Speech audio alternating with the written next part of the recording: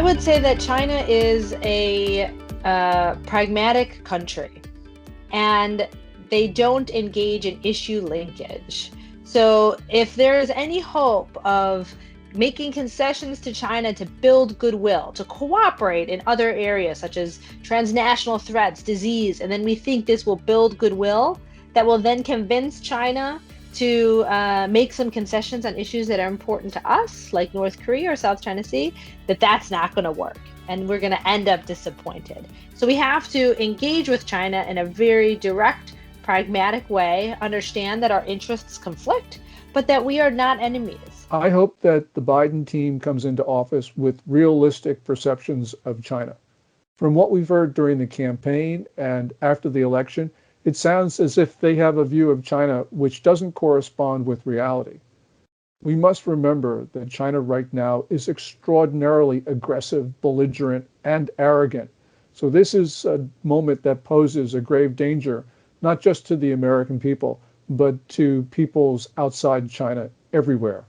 I think the most important thing is to have a consistent set of policies that comprise a strategy that can achieve reasonable objectives. But I suppose my single most important suggestion would be to not have a summit with Xi Jinping too early on.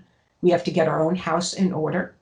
We have to strengthen the United States, and we have to reinvigorate our alliances. We know that China takes advantage of countries when they see them as weak.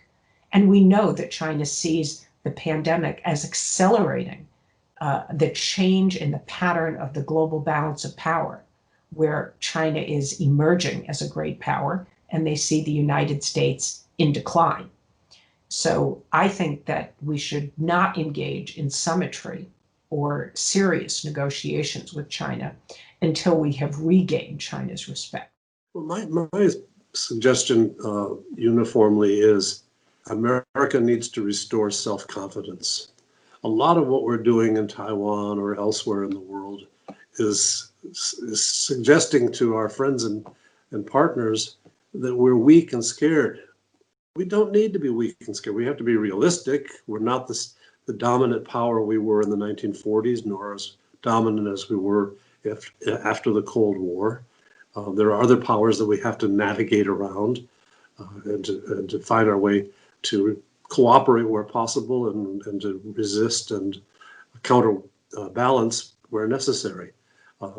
We've got to be self-confident, though, and restore that self-confidence, reduce the hatred among tribes and peoples and factions in the U.S., and get a national purpose.